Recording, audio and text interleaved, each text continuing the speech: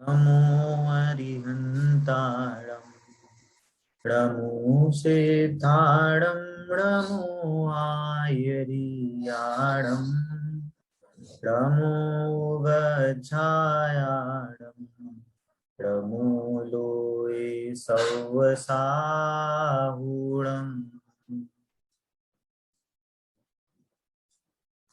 कल हमने तीर्थंकर और भगवान का चैप्टर खत्म किया है और हमारी काफी अच्छी डिटेल में हमारा ये सारा डिस्कशन हुआ था, है ना। कल एक क्वेश्चन आया था लोकांतिक देव के बारे में, तो आई थिंक वर्षा दीदी ने और अंजलि जी ने भी मेरे को उत्तर भेजा था और वर्षा दीदी ने सही कहा था। मेरे से वो कुछ गलती सोचने में गलती हो गई थी। लोकांतिक देव होते हैं वो पांचवें स्वर्ग में रहने वाले देव हैं। वहां पे एक जाति है लोकांतिक देवों की, और वो बहुत वैराग्यमयी रहते हैं, ब्रह्मचारी रहते हैं, और सिर्फ तीर्थंकरों के तब कल्याणक में जब उनकी दीक्षा हो रही होती है तब उस कल्याणक को मनाने वो विशेष रूप से आते हैं। ये उनका ऐसा इंफॉर्मेशन ऐसी हमारी वाणी में है और ऐसा होता है। तो हमें ऐसा कहना चाहिए कि उनसे भी ये सीखना चाहिए कि वो वास्तव में मतलब वो पूरे कल्याणकों में नहीं आते। वास्तव में जो उनके भाव हैं, वैराग्यमयी भाव हैं, कि वो मुनि दीक्षा लेके जल्द से जल्द मोक्ष जाएं, तो उस चीज उस अपनी भावना को वो व्यक्त करने के लिए आते हैं और वो उस चीज को मनाने आते हैं। तो हमें भी वो चीज सीखनी चाहिए। तो ऐसी भैया लोकतांत्रिक का हम संधि विच्छेद करें तो मेरे ख्याल से ये होगा कि लोक के मतलब उनका अंत हो गया है, वो अंत करना चाहते हैं शायद, हाँ। है ना। मतलब ऐसा, मतलब देखा जाए तो ऐसे बहुत से देव हो सकते हैं जिनका अभी संसार है, पर जो लोकांतिक हैं वो पर्टिकुलर उस जाति के देव उसी समय पे आते हैं। तो ऐसा जिनवाणी में ऐसा अर्थ भी आता है कि वो लोकांतिक देव ऐसे होते हैं जो नेक्स्ट भव से मनुष्य गति में जन्म लेके उस भव से मोक्ष जाएंगे, तो इस कारण से उनको लोकांतिक कहा जाता है। तो ऐसा भी आता है, तो वो भी अर्थ किसी अपेक्षा से सही है। ऐसा कहते हैं तो उसमें कोई मीनिंगफुल रीजन होगा, तो ये रीजन हो सकता है। ठीक है, चलिए। अभी तक जो हमारा डिस्कशन हुआ है उसमें अगर किसी को कोई डाउट है तो पूछ सकते हैं, फिर हम अब से एक नया चैप्टर शुरू करेंगे जो कि बहुत ही कहना चाहिए आई ओपनिंग है एक हमारा चैप्टर। हमको मतलब आप लोगों को बहुत डाउट होंगे और मैं ट्राई करूंगा उसको, जितना मेरी क्षमता होगी मैं उसको क्लियर करने की कोशिश करूंगा। और आपको सीखने के लिए भी बहुत मिलेगा। ये जब मैंने ये चैप्टर पढ़ा था बचपन में, हम लोग जब पाठशाला में जाते थे, तो मेरे को लिटरली बहुत सारी चीजें सीखने को इससे मिली थी। ये लिटरली बहुत आई ओपनिंग है और आपको बहुत सारी चीजें सीखने को मिलेंगी, ये मैं ऐसी भावना रखता हूँ। और चलिए देखते हैं, अपन डिस्कशन करके चलेंगे इसमें, सारी चीज में आपको बहुत आनंद आएगा। ठीक है, चलिए। यहाँ पे कोई सम्यक जैन करके नाम लिख के आ रहा है, प्लीज आप अपना नाम चेंज कर लें। मतलब ये मैं हर क्लास में बोलता हूँ, आप प्लीज थोड़ा सा इसको रेगुलर कर लें, क्योंकि अटेंडेंस में उस चीज के लिए आपका जो नाम रहता है उसको फिर सम्यक के नाम से हमें कोई मिलेगा नहीं, तो हमें पता नहीं मिलेगा आप कौन थे, तो आपकी अटेंडेंस नहीं लग पाएगी। ठीक है, चलिए। आप अपना रीनेम करके आप अपना नाम रख लीजिए, ठीक है ना।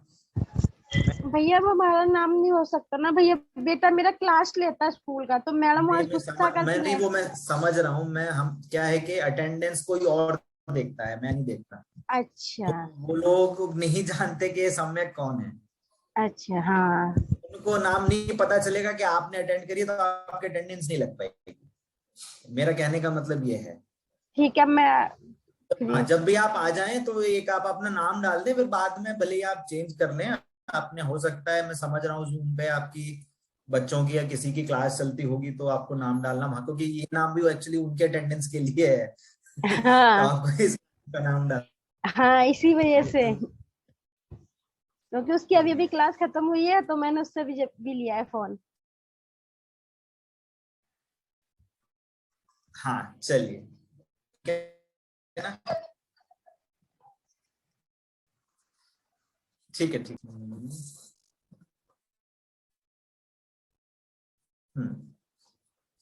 सबको स्क्रीन दिख रही है?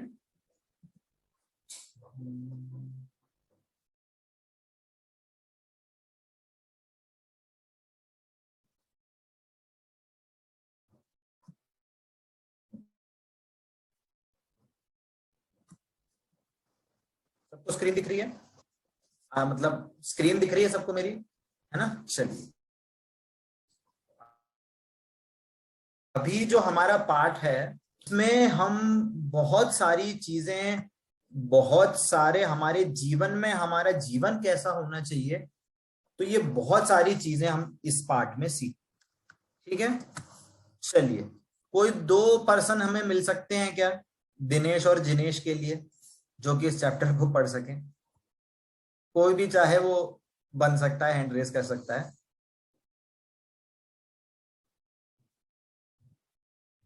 हाँ, कामिनी जी हैं और अंजलि जी हैं। हाँ जी भैया जी, जय जय कामिनी, हाँ, कामिनी जी आप जिनेश बन जाइए और हाँ जी, आप दिनेश बन जाइए। ठीक है, ठीक। चलिए।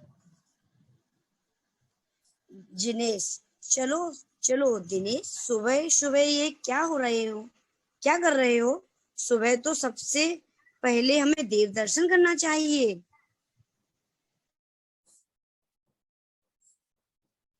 एक सेकंड, आपकी हाँ आवाज म्यूट है आप।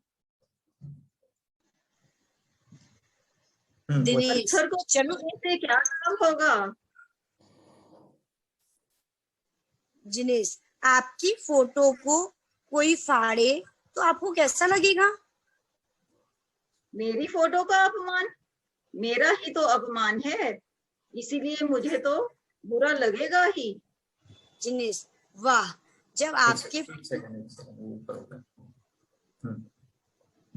वाह, जब आपके फोटो का अपमान में आपका अपमान है, तो क्या भगवान की प्रतिमा में सम्मान है? भगवान का सम्मान नहीं है। बात तो सही है। फिर तो मैं भी देव दर्शन के लिए चलूंगा। चलो, तो फिर तुम चलिए चलिए, दोनों अभी यहाँ तक रखते हैं। अभी थोड़ा थोड़ा अपन थोड़ा थोड़ा पढ़ेंगे, फिर उसके बारे में हम थोड़ा थोड़ा डिस्कशन भी साथ में करेंगे। ठीक है, चलिए। अभी हमने बस नॉर्मली यही बात पढ़ी कि 2 लोग हैं, है ना, 2 बच्चे हैं, दिनेश और जिनेश, कि जिनमें से एक बच्चा खेल रहा है और दूसरा बच्चा उसको बोल रहा है कि आप क्या कर रहे हो अभी स्टार्टिंग में, अभी दिन की शुरुआत हुई है वहां पे, है ना? तो वो उसको प्रेरित कर रहा है कि चलो मंदिर चलते हैं। और फिर जो भगवान है, भगवान की मूर्ति है, तो उसने भगवान की मूर्ति, भगवान क्या होते हैं उसके बारे में भी उसको बताया कि जैसे तुम्हारी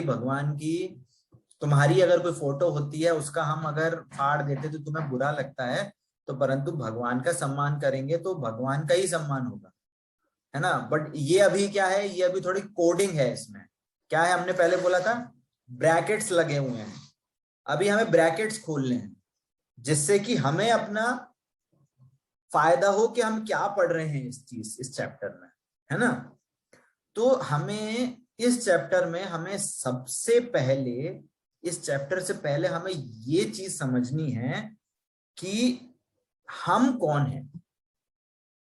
हम मतलब हम एक जैन कुल में जन्मे हैं, तो हमारा दिन कैसा होना चाहिए, हमारे मतलब हम एक जैन हैं तो हमारी दिनचर्या में क्या डिफरेंस होना चाहिए जो दूसरे जैनियों या मतलब अजैनों में नहीं हो सकता, है ना?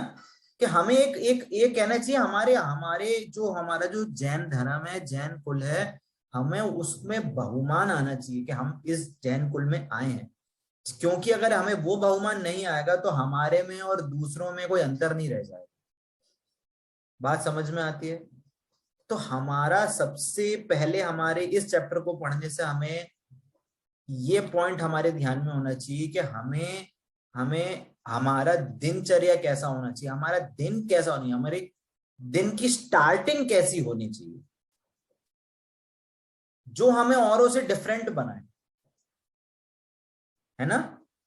कि जब हम दिन की स्टार्टिंग करें तो हमने जो अभी पिछले पार्ट में हमने मंगलोत्तम शरण पढ़ा, हमारे भगवान को हमने नमस्कार किया, तो हमारी दिन की शुरुआत हमारी भगवान को नमस्कार करते हुए होनी चाहिए, और हमारी होनी चाहिए और ऐसे ही हमारे परिवार वालों के लिए भी होनी चाहिए। अब ये होनी चाहिए, क्यों होनी चाहिए?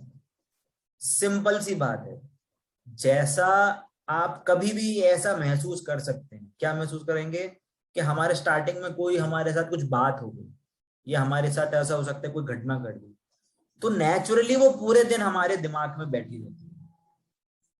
होता है नहीं होता? ये बहुत जनरल बात है और ये बहुत नेचुरल है, ये बहुत नेचुरल चीज है। क्या है कि दिन में हमारी स्टार्टिंग कैसी होती है, पूरा दिन हमारा वैसा होता है ना? तो यदि हम अपने भगवान को नमस्कार करते हैं या भगवान को याद करते हैं तो हमारा दिन भी वैसा ही हमारा शांत रहेगा, हमारे परिणामों में शांतता रहेगी, हमारे परिणामों में समता रहेगी। आप ये ट्राई करके देखिएगा, ये जरूर होता है ऐसे। अब जब हमने भगवान का नमस्कार करते हैं तो हमें ये समझ में आता है कि हमारे शांत रहते हैं परिणाम। तो अब क्वेश्चन ये उठना चाहिए कि फिर हम आज के डेट में हमारे क्या कर रहे हैं जो हमें इसको हटाएं, हम नहीं करें।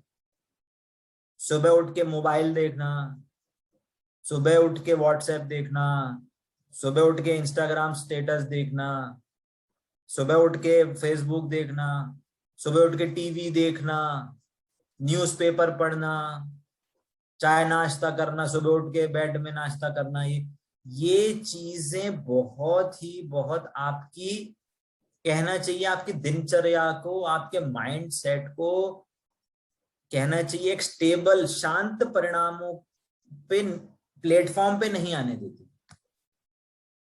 ये फैक्ट है,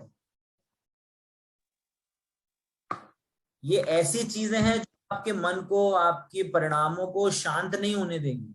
आप किसी का स्टेटस देखोगे या कुछ ऐसी चीजें देखोगे, आपको लगेगा अरे वाह यार वहां इतने मजे कर रहे हैं आप, तो आपको पूरे दिन में यही टेंशन, अरे हम कहाँ पढ़े हैं, पूरा दिन इसी में खराब हो जाएगा, आपको मन नहीं, काम नहीं कर पाओगे, उसी चीज के बारे में आप पूरे दिन। और यदि आप सुबह सुबह भगवान को याद करते हैं, भगवान की महिमा बहुमान से आप उनको नमस्कार, तो वो गारंटी से आपका पूरा दिन शांत रहेगा। भैया मैं कुछ बताऊं? हाँ हाँ, कोई बोल रहा था। हाँ जी, मैं रेनू जैन। हाँ भैया पहले मैं मंदिर नहीं जाती थी तो मुझे बहुत गुस्सा आती थी, और जब से मैं 2-3 साल से डेली मंदिर जाती हूँ तो मेरा मन शांत रहता है। और अब ऐसा लगता है कि मंदिर जाओ, शाम को भी मंदिर जाओ, सुबह भी जाओ, देव दर्शन करो, शाम को स्वाध्याय करो, दोपहर में सामायिक करो, इतना अच्छा लगता है, मन इतना अच्छा, शांति इतनी मिलती है अंदर, बहुत ज्यादा। पहले बहुत गुस्सा आता था, अब बिल्कुल नहीं आता। बढ़िया बढ़िया, ये मुझे बहुत आनंद मिला है भगवान के, जब से शरण में गई हूँ जब से। बहुत अच्छी बात है, बहुत अच्छी बात है, ये सही में बहुत अच्छी बात है। ये चीज आई थिंक आपको कहना चाहिए। ये क्या कहना चाहिए इसको, ये हमें यूनिक बनाती है, हमें औरों से अलग करती है ये चीज। आप अगर जैन हो, आप वही काम कर रहे हो, दूसरे धर्म वाले मुसलमान हिंदू वो ही वापस वही चीज कर रहे हैं, तो उनमें क्या अंतर हो जाएगा? बात समझ में आती है आपको? आप में और उनमें क्या अंतर रह जाएगा फिर बताइए? तो ये चीज हमारे दिनचर्या में, हमारे लाइफ में सबसे पहला काम हमारा होना चाहिए कि आप भगवान का नाम लें, कुछ भी भगवान का नाम लेके के साथ पाठ करें, कुछ पूजा करें आपके मंदिर। अभी जैसे कोरोना का टाइम आया तो बहुत से लोगों का नियम होता है कि देव दर्शन से नहीं करेंगे, आगे पढ़ेंगे हम देव दर्शन की पूरी सारी विधि, परंतु हमारे को अगर हम भगवान के प्रति यदि हमारा बहुमान है और बहुमान से हम उनको नमस्कार करते हैं घर बैठे भी, और भगवान का स्वरूप जान के हम उनको नमस्कार करते हैं, तो वो देव दर्शन के बराबर ही है कुछ हद तक। क्योंकि आपने आपको भगवान की स्मृति हुई, आपने भगवान का गुणों को आपका ख्याल में आया है। आगे पढ़ेंगे हम उसको देव दर्शन की विधि में कि कैसे भगवान का बहुमान आता है ना। तो ये बहुत कहना चाहिए कि इम्पोर्टेंट बात है, हमें ये चीज समझनी चाहिए। जैसे बहुत से घरों में ऐसा होता है कि जो हमारे दादा हैं या हमारे पापा हैं, मम्मी होते हैं, वो बहुत से घरों में ऐसा होता है कि स्पीकर पे कोई पूजा लगा देते हैं, कुछ पाठ लगा देते हैं, तो वो हमारा पाठ पूरे दिन भर माइंड में रहता है, वही लाइनें दोहराते रहते हैं। तो आपको जो लाइन दोहरा रहे हो ना पूरे दिन भर, वो पूरे दिन भर आपको पुण्य बंद हो रहा है उस भाव का, पूरे दिन भर, भले ही कैसी भी परिस्थिति हो। और वो लाइफ में अंतर लाती है, आपके शांतों में परिणामों में हमारी शांतता आती है। हमारी हर चीज को, सिचुएशन को हैंडल करने के लिए हमारे पास शांत परिणाम होते हैं, तो हमें उस एक्टिविटी से, उस हमारी सिचुएशन से, हम उससे जल्दी इफेक्टेड नहीं होते, क्योंकि हमारे में शांत परिणाम होते हैं। तो हमारे को अपने हित अहित का ज्ञान होता है, तो हम फिर सही निर्णय भी ले पाते हैं। ये सॉरी, ठीक है ना। चलिए, अब फिर नेक्स्ट उसने बोला, दिनेश ने, कि पूजा से क्या लाभ है, पत्थर की पूजा से क्या लाभ है ना। जैसे हमारे अभी भगवान हैं, हमारे मंदिरों में भगवान हैं, वो अभी पत्थर को हम उसमें स्थापना करके हम उनकी पूजा करते हैं, पर अब वास्तव में देखा जाए तो है तो पत्थर ही। तो उनको पूजा, हम कहना चाहिए हम पूजन कैसे कर रहे हैं, फिर उसकी हमारी वो पूजन कैसी कहला रही है। भगवान तो सामने है नहीं, तो पूजन कैसे कहलाई जा रही है कि जैसे कि हम कहीं जाते हैं, किसी तीर्थ क्षेत्र में कहीं पे भी जाते हैं, तो वहां पे हमने देखा, अरे ये तो हमारा जिन मंदिर है, जिन मंदिर में अंदर दर्शन करने गए, वहां पे हमने देखा अरे ये तो शेर का चिन्ह है, तो शेर का चिन्ह मतलब अरे ये तो महावीर भगवान की प्रतिमा है। तो महावीर भगवान का पूरा चरित्र ख्याल में आता है कि पूर्व भव में शेर की पर्याय में सम्यक दर्शन लिया था, फिर वे हमारे जैसे वे वापस मनुष्य बने थे, उन्होंने पूरा राज्य किया था, फिर मुनि दीक्षा लेके वे भी मोक्ष में गए थे, ये तो हमारे जैसे ही थे। और आज के काल में उन्होंने शासन काल, महावीर भगवान का शासन काल चल रहा है, तो ये सारी जनवाणी उनके द्वारा ही प्रणीत है। ऐसा ख्याल आता है महावीर भगवान के बारे में, तो सतह ही हमें उनका बहुमान आके हमारा उनका सर झुकता है। तो वास्तव में जब हम मंदिर जाते हैं तो हम उस मूर्ति की पूजा नहीं करते। क्या बोला? हम मूर्ति की पूजा नहीं कर रहे हैं, गुणों की पूजा करते हैं, मान की पूजा कर रहे हैं। समझ में आती है बात? मूर्ति और मूर्तिमान में डिफरेंस समझ में आता है सभी को? क्या बोला?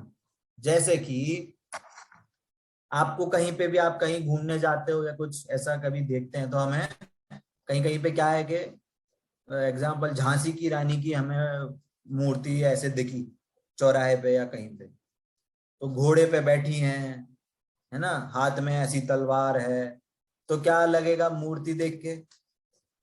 तुरंत ख्याल में आ जाएगी खूब लड़ी मर्दानी, वो तो झांसी वाली रानी थी। बोलो सबको याद आता ही नहीं आता? पूरा रानी थी, औरत थी, उसने इतने लोगों को अपने राज्य को बचाने के लिए इतनी लड़ाई करी, यहाँ से छलांग मार दी, और फिर लास्ट में अपने बेटे को भी अपने पीठ पे बचा के वो लेके गई, सबको पछाड़ती हुई, पर इतनी वीर शूरवीर थी। बोलो सारी कहानी याद आती है कि नहीं आती? और अपने में भी एकदम जोर का, एकदम देशभक्ति का भाव, और एकदम ऐसे भाव आ जाते हैं। और अगर किसी ने सही में कुछ ऐसी चीजें पढ़ी हो तो एकदम पूरा एकदम पावरफुल, ऐसा एकदम शरीर में ऐसी स्फूर्ति आ जाती है। बताइए होता ही नहीं होता? तो हमने मूर्ति को देखा कि जो व्यक्ति के गुण थे उनको देखा? कौन बताएगा? व्यक्ति के गुणों को देखा। झांसी की रानी को देखते ही ये लगता है कि एक लेडीज होकर इतनी वीरता और इतना देश प्रेमी थी वो। तो हमें मूर्ति नहीं दिखती, मूर्तिमान जो व्यक्ति था, उनकी जो स्वरूप था, उनके गुण थे, वो ख्याल में आते, उनकी महिमा पता चल जाती है। हाँ हाँ, मधु जी क्या बोल रही हैं आप? ये हमें भगवान आपका की जो वीडियो महिमा है ना, का वो कैमरा उल्टा हो गया है। अच्छा, महिमा का पता चल जाता, मतलब महिमा हाँ, भगवान की पूरी याद आ जाती, रिकॉल हो जाती वो हमें। करेक्ट करेक्ट, पूरी महिमा ख्याल में आती है। हाँ, अमिता जी कुछ बोल रही है। भगवान जी की को देखकर ही भगवान जी की वीतरागता एकदम अपनी आंखों में आ जाती है कि कितनी शांत मुद्रा है। उनकी आंखें देखकर, उनके पैर देखकर, और नासा पे दृष्टि है, मतलब उनका पूरा स्वरूप अपने अंदर ख्याल आता है। और ऐसा लगता है जैसे भगवान के दर्शन करके कि हमारे निज दर्शन हो रहे हैं, कि उनको उन्होंने भी कहा कि तुम्हारे अंदर तुम्हारे को बनने की पूरी क्षमता है ऐसी। करेक्ट। अभी इसमें हम थोड़ी सी और चर्चा करेंगे कि भगवान को देखने से अपना स्वरूप कैसे याद आता है, अभी इस पे भी चर्चा करेंगे। पहले हमें ये समझना है कि हम भगवान की मूर्ति की पूजा नहीं करते, हम भगवान की जो गुण है उनकी पूजा करते। ये बहुत इंपॉर्टेंट बात समझने की है, क्योंकि जनरली जो भगवान का जो स्वरूप है ना, वो बाहर से बताया है। ये समव शरण है, अष्टप्रातिहार है, चवर है, छत्र है, पर ये सब है ना बाहर की, क्योंकि जो लोग होते हैं ना जनरली, इन जनरल जो दूसरे लोग होते हैं वो बाहर की चकाचौंध से अट्रैक्ट होते हैं। आप कभी मेला जाओ और मेला में लाइटिंग नहीं, तो मेला का कोई मतलब नहीं है। मेला में लाइटिंग भी चाहिए, मेला में साउंड भी चाहिए, खेल खिलौने भी चाहिए, तो मेले से लोग अट्रैक्ट होते हैं। तो जो भगवान का जो स्वरूप बताया है, वो बाहर से तो स्वरूप बताया है, परंतु वास्तविक स्वरूप क्या है उनका? सर्वज्ञता और वीतराग।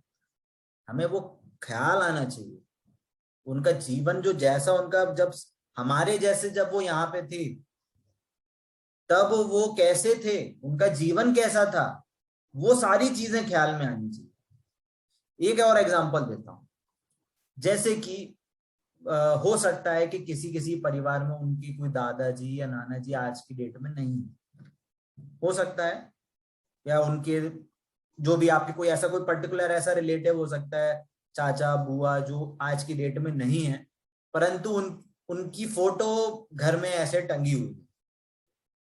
तो बताओ, फोटो देखते हैं तो क्या ख्याल में आता है? कि चश्मा पहना हुआ है, कि बाल सफेद हैं, कि टोपी लगाते हैं, कि शर्ट कुर्ता पहनते हैं, शर्ट पहनते हैं, या कोई लेडी है तो साड़ी पहनती है, मुंह में, बताओ क्या ख्याल में आता है, बताइए। हाँ कामिनी जी कुछ बोल रही हैं। हमें तस्वीर देखकर ये ख्याल आता है कि हम जब वो जिंदा थे और उन्होंने जो प्रयास की, जो पॉजिटिविटी थी, जो उनका जैसे प्रयत्न किए थे, अच्छे अच्छे गुण, वो सारे ख्याल में आते हैं कि वो इतने अच्छे थे। हम आज जिंदा हैं, कल को हम भी मर जाएंगे, तो हम भी कुछ अच्छा करके जाएं कि हमारे बच्चे भी हमें इस तरीके से ही याद करें। सबसे पहले दो बातें ख्याल आती है जो हमें उनकी बातें अच्छी लगती थी। हाँ मधु जी, हाँ बिल्कुल, हाँ ये पॉइंट है। हाँ धर्मिष्ठा जी, जो बातें हमें अच्छी लगती थी सबसे पहले वो ध्यान आती है। Correct correct correct. हाँ हाँ, मधु जी बोल रही हैं जी। हाँ हाँ जी भैया जी। आपका ना कैमरा ना पीछे वाला ऑन हो गया है फ्रंट की जगह, तो पीछे की कैसे दिख रही है? आप कैमरा उल्टा कर लीजिए। जी जी। हाँ हाँ हाँ हाँ अब ठीक है। हाँ धर्मिष्ठा जी।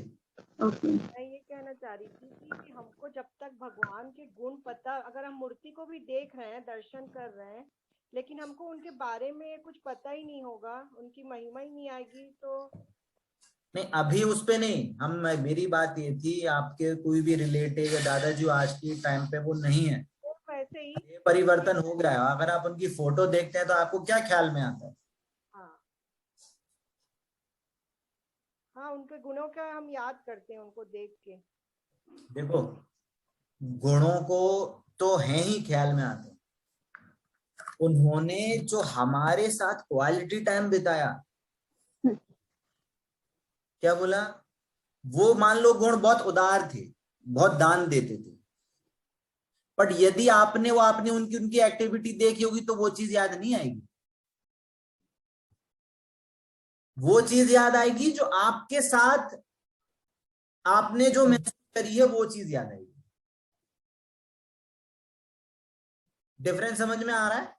हो सकता है कि किसी ने कोई दूसरा गुण बताया, उन्होंने कुछ और अच्छे समझाओ, पर आपके अरे बहुत हमारे साथ बहुत खेलते थे, मेरे को बाजार लेके जाते थे, मेरे को क्या खिलौने दिलाते थे आपके बचपन में, अगर जैसा आपने अनुभव किया है, या आपको ट्यूशन की जगह आप वो खुद आपको पढ़ाते थे, रात रात भर बैठ के पढ़ाते थे, है ना, या आपने कोई अचीवमेंट लिया हो तो आपके साथ उन्होंने आपको साइकिल दिला दी, या आपके साथ कुछ ऐसा करा, या आपको कुछ ऐसी छोटी छोटी चीजें सिखाई जो आपको बिना कहे आपने वो चीज गुण आपके अंदर आ गए, कि दूसरे की केयर करो, दूसरे के साथ अच्छे से बोलो, अच्छे से रहो, साफ सफाई से रहो।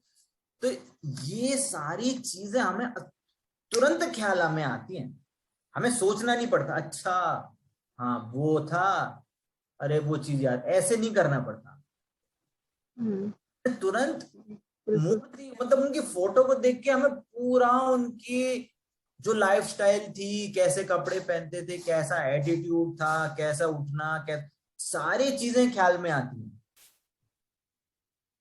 वैसे ही हम अगर भगवान की मूर्ति को देखें तो हमें भी वैसा ही बहुमान आना चाहिए, हमें उनका स्वरूप ख्याल में आना चाहिए, तो ही वो वास्तव में हम उनको जान पाएंगे, तभी हम उनका नमस्कार कर पाएंगे।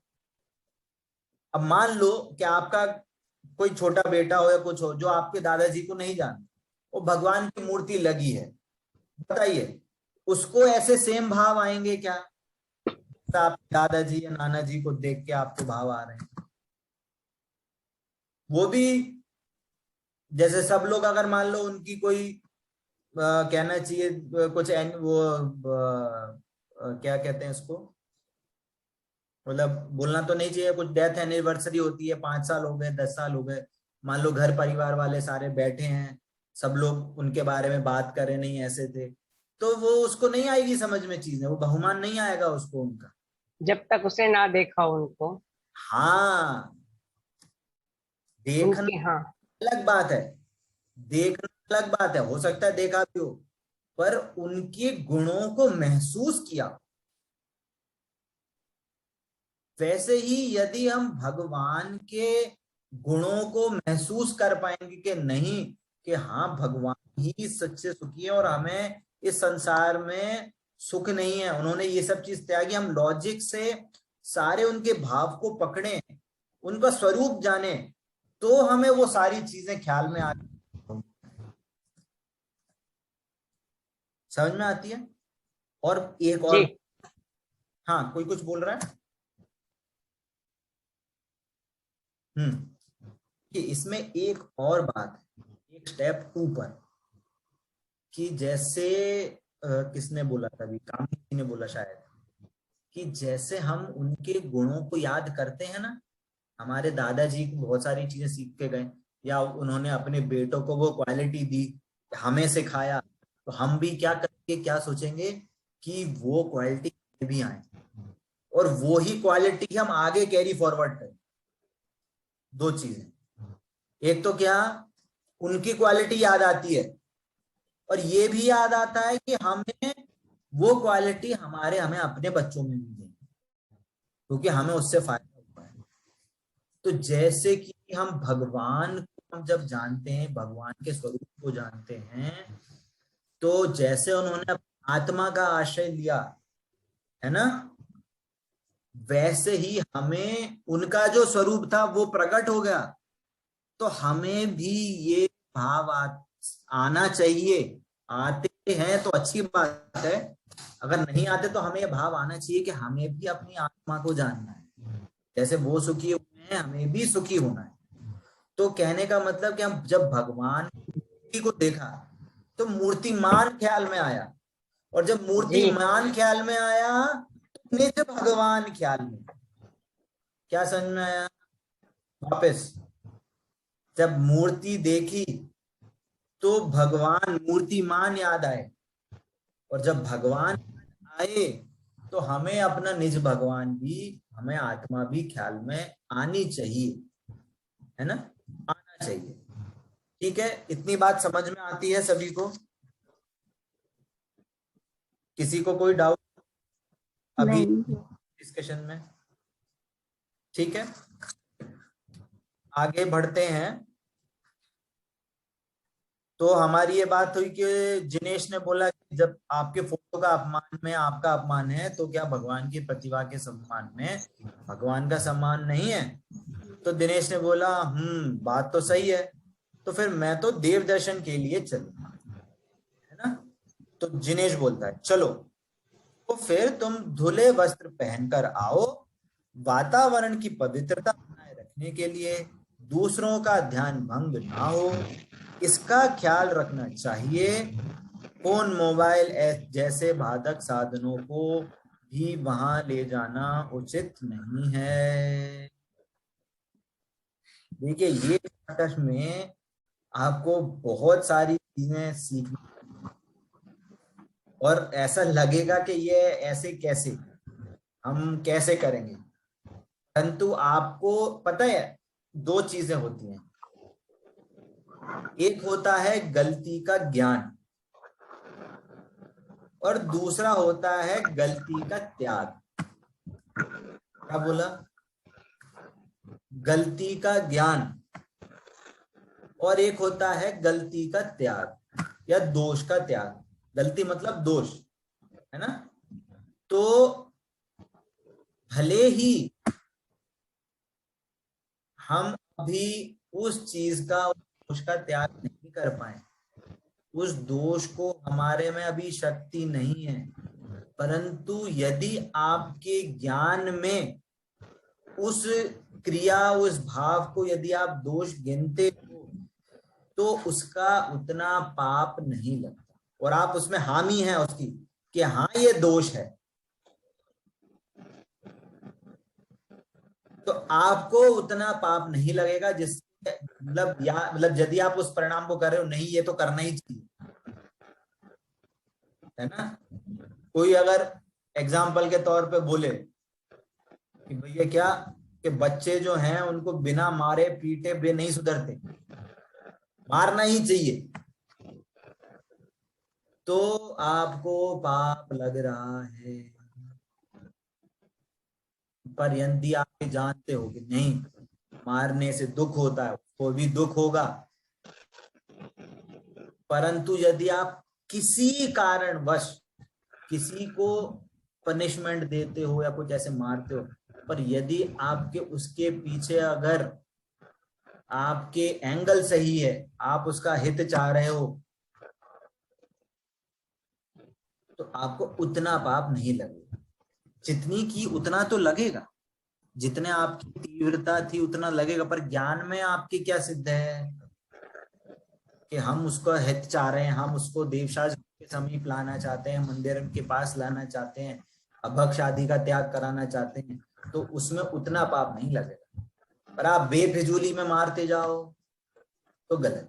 तो वैसे ही यहाँ पे ये वाली बात बताई जा रही है क्या कि मंदिर, अब जैसे हमारे अब पर्व आ रहे हैं, देखना ये बहुत है ना समझने वाली बात है। क्या समझने वाली बात है कि जो हम अभी पर्व आ रहे हैं ना, तो पर्व में क्या टेंडेंसी रहती है, 10 लक्षण पर्व में कि हम रोज नए नए कपड़े पहन के जाएंगे, ऐसे तैयार होके जाएंगे, वैसे होके जाएंगे, है ना, ये साड़ी पहनेंगे, ये कुर्ता पजामा पहनेंगे, ये चश्मा लगा के जाएंगे। बोलो ये सबकी टेंडेंसी होती है कि नहीं होती? अरे मैं किसी पर्टिकुलर के लिए नहीं बोल रहा हूं, इन जनरल बोल रहा हूं, इन जनरल, है ना। सबकी ये टेंडेंसी रहती है कि नहीं रहती? तो अब देखना क्या बोल रहे हैं कि धुले वस्त्र पहन लिए पर चटक मटक के कपड़े पहन लिए, आपने मंदिर का वातावरण अपवित्र कर दिया। कैसे कर दिया?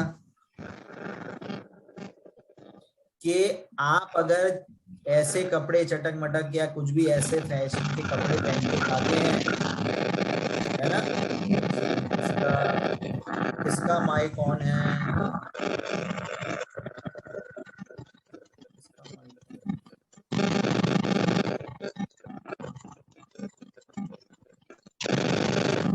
मधु जी का माइक ऑन है। सॉरी, हाँ चलिए। तो क्या बोला मैंने कि जो हमारे पर्व हैं वो बहुत बहुत सादगी, नेचुरलिटी, सिंप्लिसिटी के दिन है।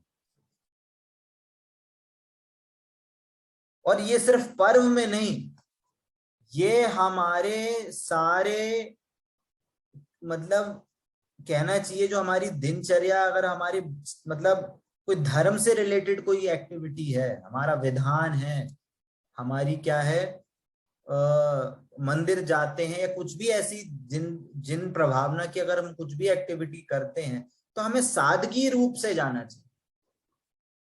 और सिर्फ कहना मतलब है कि जैसे आजकल ट्रेंड है तो मैं बता रहा हूं, हो सकता है आप नहीं करते हो, तो ऐसी भूलने वाली मतलब किसी पिन पॉइंट करने वाली चीज नहीं है। बट मंदिर जाते हैं, मेकअप लगा के जाते हैं, लिपस्टिक आदि लगा के जाते हैं, जो हिंसात्मक है प्रत्यक्ष रूप से, है ना? ये सारी चीजों की आप अगर मैन्युफैक्चरिंग पढ़ोगे तो सब में कोई ना कोई एनिमल कंटेंट है उसमें। तो मतलब ये कि मंदिर में आपको जितना सिंपल रहोगे को उतना ज्यादा होता है। और यदि आप जितनी भी ऐसे चटक मटक कुछ भी ऐसे फैशन के कपड़े पहन के जाते हो, आपका भी उपयोग भटकता है कि हमको कोई देख तो नहीं रहा, अरे उसने देखा कि नहीं देखा, अरे हमें तो लाइमलाइट में नहीं आ पाए, हम तो इतनी अच्छी ड्रेस पहन के गए थे, किसी ने कुछ पूछा ही नहीं। और अगर कोई दूसरा पूजा कर रहा हो तो आप छन छन छन कुछ भी आवाज करके आपकी ड्रेस आ रही है तो उसका उपयोग भटक रहा है, तो आपने उसके परिणाम भी अपवित्र कर दिए। तो ये क्या है, बहुत समझने वाली बात है।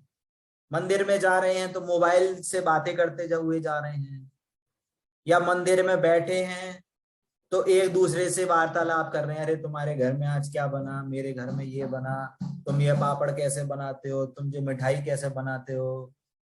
ऐसे बहुत से लोग मैंने देखे हैं, तुम्हारी बहू कहाँ चली गई, तुम्हारी सास कहाँ चली गई, वो रिश्तेदार कहाँ गए, वे नहीं आ रहे, वे क्यों ऐसे, वो क्यों ऐसे। ये बहुत जगह चलता है और ये बहुत ज्यादा पाप बंध का कारण है, बहुत ज्यादा।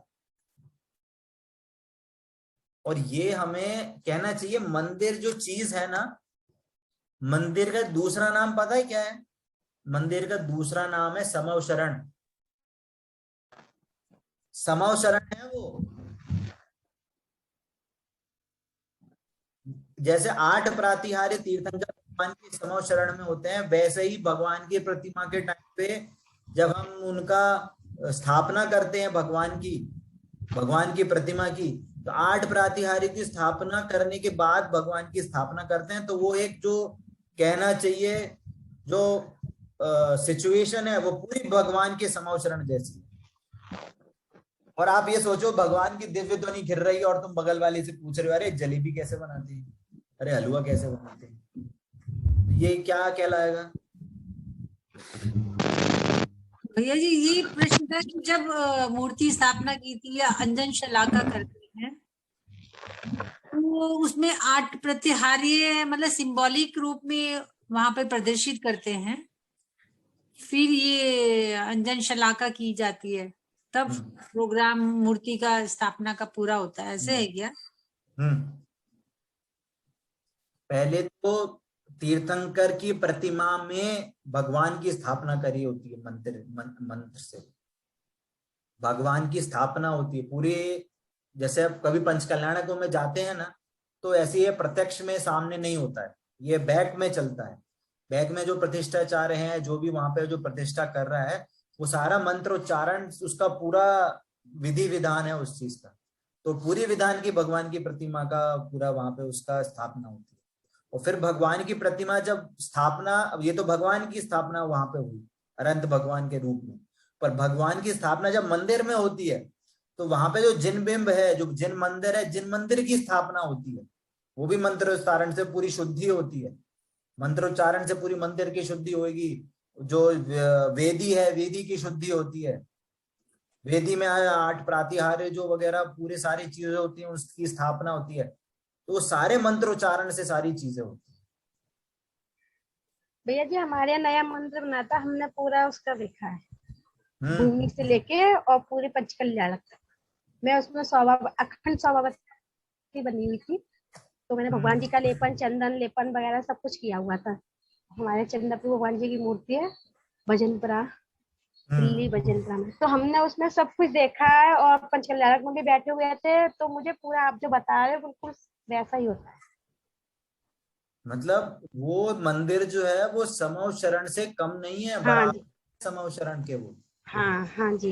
ये हमें पूरा अच्छे से समझना चाहिए। भैया जी आपने बहुत अच्छी बात बताई है। हमें अपने परिणामों को तो शुद्ध रखना ही है मंदिर जाते हुए, साथ ही ऐसा भी करना है कि किसी दूसरे के परिणामों में चेंज ना आए, किसी भी तरह से चेंज ना आए। उसके लिए मैं महिलाओं से विशेष तौर से कहना चाहूंगी कि बिल्कुल जो लिपस्टिक आदि है उसका प्रयोग बिल्कुल ना करें।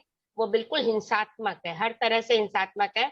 हमें परमानेंटली वैसे तो छोड़ देना चाहिए, लेकिन मंदिर जाते हुए, क्योंकि हम अपने भावों की शुद्धि के लिए जाते हैं, वैसे भी निस्सही करते हुए जाते हैं हम मंदिर में, तो हमें घर से संबंधित, गृहस्थी से संबंधित तो भावों का सर्वथा परित्याग करना चाहिए। बिल्कुल। मेरा भी भैया जी, मेरा नेल पॉलिश का, लिपस्टिक का, मेकअप का, सब चीज का त्याग है। मैं मंदिर कभी जाती नहीं।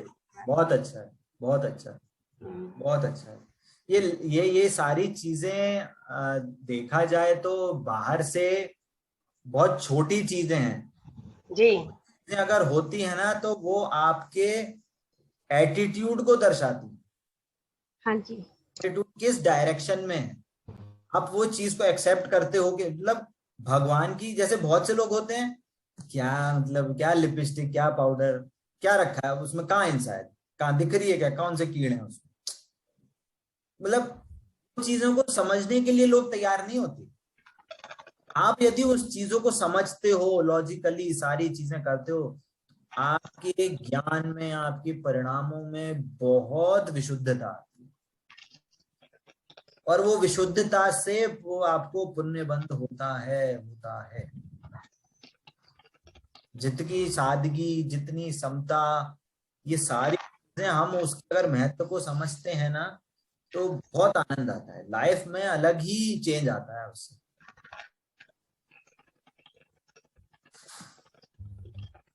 चलिए, वैसे मैं आगे एक बहुत निस्सही का अर्थ समझाना चाहता था, पर अपना हो गया है ना। तो एक चीज बस मेरे को ये बोलनी थी, क्योंकि अभी क्लास में सारे लोग आ गए हैं, है ना। तो मैं कुछ नाम बोल रहा हूं जिन्होंने एग्जाम दिए हैं अभी तक। अगर जिसने एग्जाम नहीं दिए हैं वो बता दीजिए, तो जिसके कि उनको अगर वापस से भी अगर भेजना है तो आप मेरे को आंसर शीट भेज सकते हैं, ठीक है ना। एक है अदिति जैन किशनगंज, एक आदित्य जैन है, आदित्य जैन का मेरे को नाम नहीं मिला, है ना। आकांक्षा जैन है जयपुर से, अंजलि जैन दिल्ली, चंचल जैन, धवल शाह, गरिमा गंगवाल, कामिनी जैन, पूनम जैन बेंगलोर, प्रतीक्षा जैन, प्रीति जैन, संजीव जैन, श्वेता डाके और वर्षा जैन।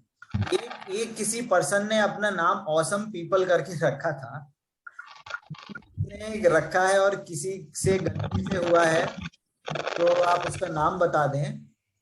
और जिसने अभी तक असाइनमेंट नहीं दिया है तो कोई प्रॉब्लम नहीं है, आप असाइनमेंट वापस अभी भर सकते हैं, कोई ऐसा लेट मार्किंग का ऐसा कुछ नहीं है उसमें, ठीक है। असाइनमेंट दे नहीं पाएंगे तो मैं कल सबमिट कर दूंगी। हाँ हाँ हाँ, मतलब ऐसी कोई जल्दी नहीं है, आप अपने टाइम से भर सकते हैं, कोई जल्दी नहीं, ठीक है ना। तो जय जी मैम। हाँ भैया जी, मैंने तो दे दिया था अपना मतलब एग्जाम टेस्ट, वो असाइनमेंट कंप्लीट करके सबमिट कर दिया था उसी समय जो डेडलाइन थी। हाँ, आपका प्रतीक्षा, हाँ मैंने नाम बोले का हो चुका है। जी, जिनका नाम नहीं आया है मैं उनसे बोल रहा हूँ, जो क्लास में हैं वापस से भर सकते हैं। आपको अगर नहीं है आपके पास लिंक तो मैं आप क्लास के बाद वापस से शेयर कर दूंगा। मैं इसलिए चाहता हूं कि जो हमने पढ़ा है, जो हमने इन सब चीजों को पढ़ा है, मैं बस तरीका ये है कि आप उस चीज को शेयर करें, उससे सीखें, जिससे कि वो एक आपकी हैबिट बने उस चीज को, मतलब कि आपने क्या सीखा क्या। तो इस बार का थोड़ा सा हमारा टाइप में था, अगली बार से हम ट्राई करेंगे कि कुछ थोड़ा ऑब्जेक्टिव टाइप में रखें कि आपको थोड़ा और इजी रहे, ठीक है। तो जैसे कि मैं देख पा रहा हूँ सुषमा जी हैं, मधु जी हैं, ये नाम नहीं मिले को, का भी नाम नहीं मिला, का भी नाम नहीं आ पाया। आप अगर नहीं चाहते हैं तो आप वहां से क्वेश्चन पढ़ के आप मेरे को व्हाट्सएप भी कर सकते हैं पर्सनल, ठीक है। तो आप वैसे भी मेरे को दे सकते हैं। और कौन है भैया जी? मैंने भी नहीं दिया पेपर। हाँ, तो जिसने नहीं दिया है वो आप भर सकते हैं, ठीक है ना। धर्मेष्ठा जी का भी नहीं आया है मेरे पास। आप अपना आराम से आप अपना टाइम निकाल के वो आप पेपर भर दें, जिससे कि हमें क्या है कि आगे जो भी एग्जाम वगैरह अभी आगे भी होंगे छोटे मोटे असाइनमेंट, तो उससे हमें क्या है कि एक हमें पता चलता है कि लोग कितना सीख, तो हमारे के लिए भी, हमको भी एक फीडबैक मिलता है कि उनको क्या पढ़ाना है, कैसे पढ़ाना है, ऐसा। हाँ धर्मेष्ठा जी कुछ पूछ रहे हैं। एक सेकंड, किसी के माइक से ना प्रॉब्लम आ रही है। हाँ धर्मेष्ठा जी, हाँ बोलिए। आप असाइनमेंट की बात कर रहे थे ना? हाँ हाँ, वो तो मैंने भेजा है। मेरे पास नहीं आया है। चाहे तो आप ऐसा करिए, आपने अगर लिखा हो तो आप मेरे को व्हाट्सएप कर दीजिए एक बार पर्सनल वापस। मैंने पीडीएफ बना के वैसे भेजा था। पीडीएफ, चलो ठीक है, मैं एक बार वापस से चेक कर लेता हूँ, मैं आपको पर्सनल व्हाट्सएप कर दूंगी आपके पास। हाँ मैं आपको मैसेज बता दूंगा, ठीक है। भैया जी मेरे पास क्वेश्चन पेपर्स नहीं है। हाँ आंटी जी, वो क्वेश्चन है ना ऑनलाइन थे, है ना, हमने ऑनलाइन क्वेश्चन पूछे थे मैं आपको वापस से वो आप व्हाट्सएप ग्रुप में है आंटी?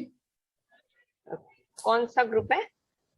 इस क्लास का जो व्हाट्सएप ग्रुप है उसमें? नहीं मेरे पास मैं नहीं, मैंने तो लिंक लिया था सुधा से। अच्छा, आपने इस क्लास का रजिस्ट्रेशन किया था? हाँ उसमें नाम डाला था। रजिस्ट्रेशन मेरे पास नहीं जाएगा, ठीक है। चलिए, तो अभी हाँ धर्मिष्ठा जी कुछ बोल रही हैं। आंटी जी आपको सुषमा जी बस एक अपडेट देना चाहूंगा कि आप भाई हमारी ऑलरेडी लगभग 13-14 क्लासेस हो चुकी हैं पुरानी, तो आपको काफी सारा बैकलॉग आपका बचा हुआ है। तो आप ट्राई करिएगा कि जैसे मंडे टू फ्राइडे जो हमारी बीच में गैप, मंडे टू आप इसको थोड़ा सा आप इस क्लासेस को स्टार्टिंग से सुन लीजिए और फिर उसके बाद आप असाइनमेंट दीजिएगा, ठीक है, उसमें कोई प्रॉब्लम, ठीक है ना? ठीक है चलिए ठीक है, अभी क्लास यहीं एंड करते हैं, है ना। कल वापस से इस पे चैप्टर को हम आगे पढ़ेंगे वापस, ठीक है ना। चलिए, जिनवाणी के ज्ञान से सूझे लोग वाणी मस्तक देता हूँ। बोलिए द्वादशांगमयी जिनवाणी माता की जय। अहिंसामय जैन धर्म की जय हो। जय जय भैया जी, सभी को जय जिनेंद्र।